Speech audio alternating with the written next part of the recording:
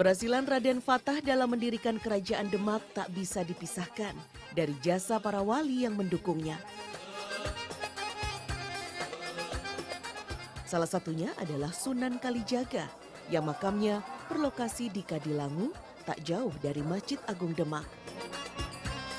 Sunan Kalijaga diperkirakan lahir pada tahun 1450 dengan nama Raden Said.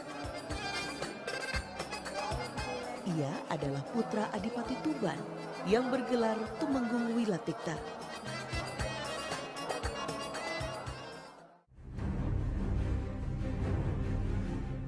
Konon semasa mudanya, Raden Said pernah menjadi perampok yang membagi-bagikan hasil rampasannya kepada orang miskin.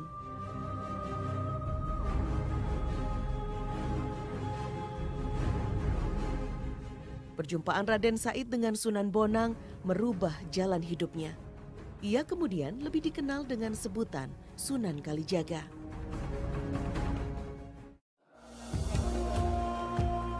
Dalam berdakwah, Sunan Kalijaga sangat toleran kepada budaya lokal. Ia memilih kesenian dan budaya sebagai sarana menyebarkan Islam. Ia menggunakan seni ukir, wayang, gamelan, serta seni suara yang disebut suluk sebagai sarana dakwah. Assalamualaikum warahmatullahi wabarakatuh. Bismillahirrahmanirrahim. Alhamdulillah, kita berjumpa lagi dalam keadaan sehat walafiat di semester 2 ini dengan mata pelajaran sejarah kebudayaan Islam materi Sunan Kalijaga atau Raden Syahid. Kompetensi dasar dalam pembelajaran SKI materi Sunan Kalijaga diharapkan siswa dapat menghargai nilai-nilai positif dari peran Sunan Kalijaga, kemudian dapat menirukan sikap positif dari Sunan Kalijaga, kemudian dapat menganalisis biografi Sunan Kalijaga, dan yang terakhir dapat mengorganisasi kembali peran Sunan Kalijaga dalam mengembangkan Islam di Indonesia. Untuk pembahasan kita kali ini mencakup biografi Sunan Kalijaga, peran beliau dalam mengembangkan Islam di Indonesia, serta sikap positif dalam pribadi beliau. Biografi Sunan Kalijaga, nama asli Raden Mas Syahid, lahir 1450 Masehi di Tuban. Dia merupakan putra dari Raden Syahur atau Tumenggung Wilatirta, putra dari Arya Teja atau Abdurrahman, turunan Arab yang bersambung silsilah dengan Sayyidina Abbas bin Abdul Muthalib, yaitu paman Nabi Muhammad SAW. Nama ibu Sunan Kalijaga yaitu Putri Nawang Arum, berasal dari keluarga Bupati Tuban. Julukan Sunan Kalijaga yaitu Berandal Lokajaya. Sunan Kalijaga merupakan murid dari Sunan Bonang. Pernikahannya dengan Dewi Saroh, yaitu adik dari Sunan Gunung Jati, dikaruniai 3 anak, yaitu Umar Said, yaitu Sunan Muria, yang kedua Dewi Rungoyah, dan yang terakhir Dewi Sofia. Sunan Kalijaga wafat pada tahun 1513 Masehi dan dimakamkan di desa Kadilangu. Selanjutnya, peran Sunan Kalijaga dalam perkembangan Islam di Indonesia dengan cara menanamkan nilai-nilai Islam melalui seni wayang. Sunan Kalijaga membuat wayang purwa untuk dijadikan sarana komunikasi atau dakwah untuk menanamkan nilai-nilai Islam secara tidak langsung. Dalam pagelarannya beliau tidak mengambil biaya sepersen pun, hanya saja beliau meminta kepada setiap orang yang melihat pertunjukan mengucapkan 2 kalimat syahadat. Setelah itu peran akulturasi atau campuran. Dengan metode akulturasi atau campuran tradisi budaya dan kearifan lokal dicampur dengan nilai-nilai Islam dengan tanpa menghapus yang sudah ada, itu memudahkan.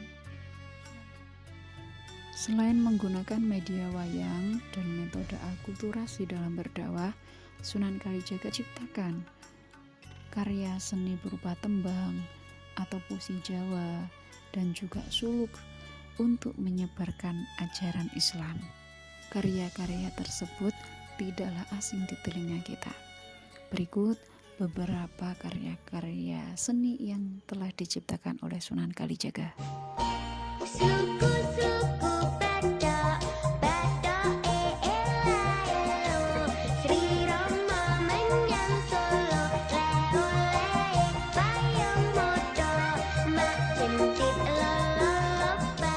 One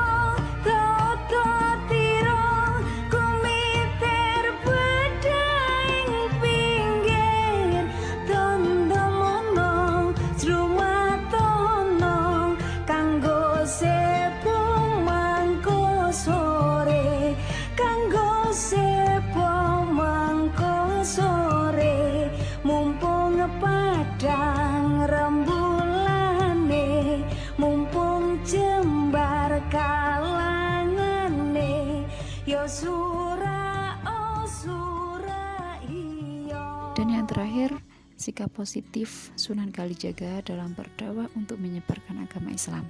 Yang pertama, tekun, istiqomah, dan toleran. Dengan usia yang cukup panjang, beliau menggunakannya untuk mengabdikan dirinya dalam menyebarkan agama Islam dengan sikap istiqomah, ketekunan dalam berdakwah, serta menyampaikan nilai-nilai ajaran Islam dengan santun, toleran, tanpa memaksa. Beliau seniman kreatif, banyak ide dan gagasan. Berbagai peninggalan bersejarah seperti gubahan tembang, karya suluk, lakon wayang kulit, alat gamelan, dan lain sebagainya. Alhamdulillahirrabbilalamin. Pembahasan tentang Sunan Kalijaga telah selesai. Semoga apa yang kita pelajari hari ini bermanfaat, dan semoga kita bisa mengambil nilai-nilai kebaikan atau hikmah dalam setiap pembelajaran. Sekian, wassalamualaikum warahmatullahi wabarakatuh.